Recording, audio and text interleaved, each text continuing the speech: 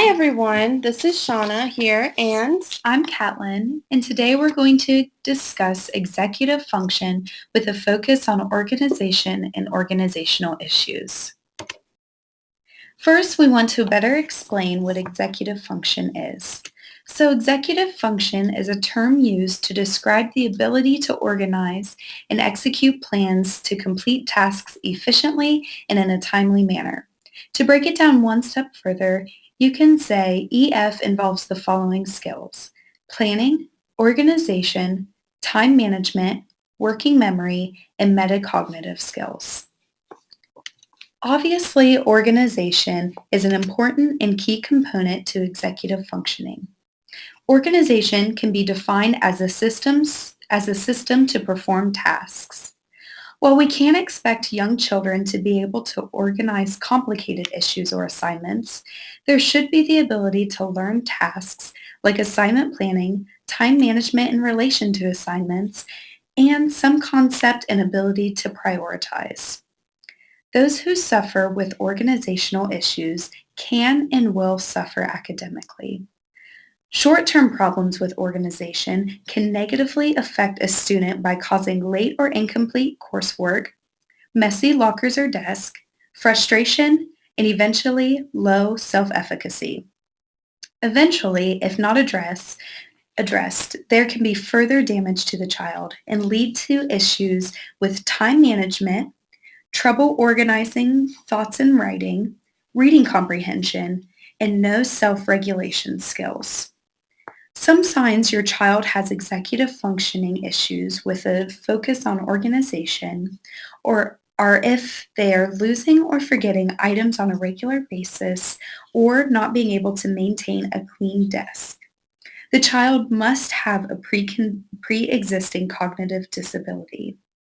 Please keep in mind the inability to organize is not a result of the child's intellect, but only his or her ability to functionally organize the materials given.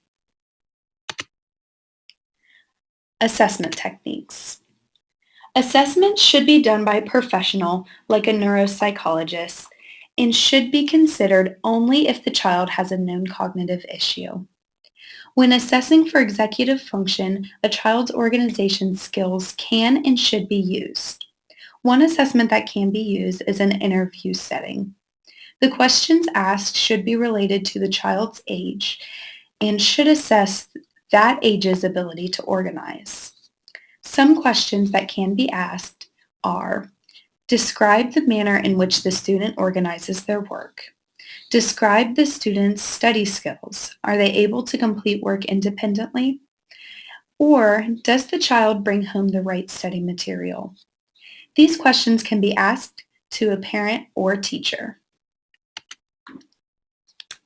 along with these assessment techniques, there are also more formal assessments, but not many because EF is a relatively new concept.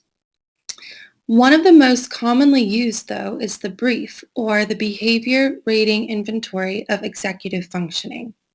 The brief has both teacher and parent form. It takes 15 minutes to administer and 20 minutes to score, and it includes 86 questions while assessing 8 critical EF skills. These skills include inhibiting, shifting, controlling emotions, initiating, working memory, planning and organization, organizing materials, and monitoring. Other formal tests that are less commonly used but still available are the Brown scales and the test of written language, or the TOWEL. The Brown scales include a 50-sentence self-report and parent report checklist. The test results are grouped into 6 core clusters of symptoms, one of which includes organization. The TOWEL uses a student's written expression skills to assess analytical, sequencing, and organizational skills. Assessment to intervention. When one is in the process of using assessment and moving towards intervention, it is important to note that assessment and data must guide the intervention. It's also critical to ask questions like, why is the problem occurring? What skills should be addressed? Should we make modifications? Is the intervention a success? The specific intervention method will include collecting that data. Then, you need to define the problem in operational terms. Like, if someone says that the child struggles with time management, well, what exactly are the time management issues? Specifically, how does that child struggle? Could it be getting to class on time? And how often does it occur? Then you're going to want to develop an intervention strategy at the environmental level, which could include teaching and in classroom modifications. At the student level, teaching or strategies and skills that you might be able to teach. Or at the motivational level, you can use reinforcement for practicing and using these skills. It's important to note that the child needs to learn these skills across settings like their home, school, and community. In order to maximize their success, this is critical. They must be able to use these new skills across all settings that they usually encounter. Once you use an intervention, you're going to want to evaluate the effectiveness. You might ask questions like, was the strategy implemented consistently? How effective was it? Data that you collect can be used to help determine the answer to these questions. Then you can make modifications if needed. Eventually, you'll want to implement fading of cues and prompts that you use to help the child along. Instead, you want the child to become the owner of the skill and use it independently. For example, instead of checking in on the child and cueing that they put their papers into their folder at the end of each day, you want that to become a part of their natural routine. EF interventions and skills for organization. There might be environmental modifications that can be made to improve EF and specifically organization. A teacher might modify the classroom setting or modify tasks that the student is performing. For example, instead of giving a large assignment, the teacher might break the assignment down into smaller pieces so that the student can better understand the steps. Lastly, they can also provide cues and prompts until the student understands on their own how to perform the skill or reach their goal. There's also direct student intervention. This can include teaching an EF skill, like organization skills. You'll want to teach the child directly and put the goal into their terms so that they understand. You'll guide the student by using cues and prompts for the skill over and over until it becomes a part of their natural routine. For example, you might check that the student remembers their goal to bring in their homework at least 4 out of 5 school days until eventually the student brings their homework every day. You'll fade prompts over time until this is able to be completed independently. You'll also want to provide reinforcement to motivate the use of the skill or strategy in day-to-day activities. Another option for data-based intervention is a behavior contract, or what is also called a daily report card. This is a contract between you and the student. You'd pick 1 to 3 behaviors to work on.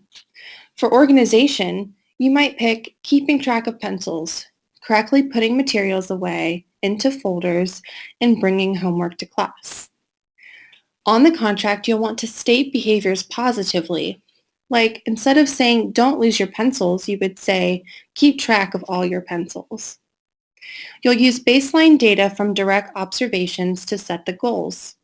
Then you'll want to also include the child in designing the contract so they feel their input is important. And again, it's crucial to implement rewards or reinforcements while giving the child a range of options for these so that they are motivated to achieve those goals in the contract. Some specific EF skills to teach for planning and organization are using a planner, making a checklist, establishing a routine, breaking larger tasks into pieces, having organization check-ins throughout the day to remind themselves of where they should be, teach strategies for managing, teaching the child to verbalize the plan aloud, and teaching the child to outline or diagram steps. Specific modifications in the classroom would be the teacher creating a checklist of steps for complex assignments. The teacher might also write out directions and assignments to ensure that the student can both hear them saying it out loud and see them written down. The teacher might highlight key words and ideas on their worksheets. And lastly, they could create an assignment notebook for both the teacher and parent to check. In conclusion, kids without strong organization skills struggle with handling information in an effective and logical way. They also have difficulty setting priorities, making plans, sticking to an assignment, and getting things done. These skills become increasingly important as a student moves through different grade levels. The good news is that there are ways to help, and we hope this podcast has given you the information you need to improve a student's organizational skills.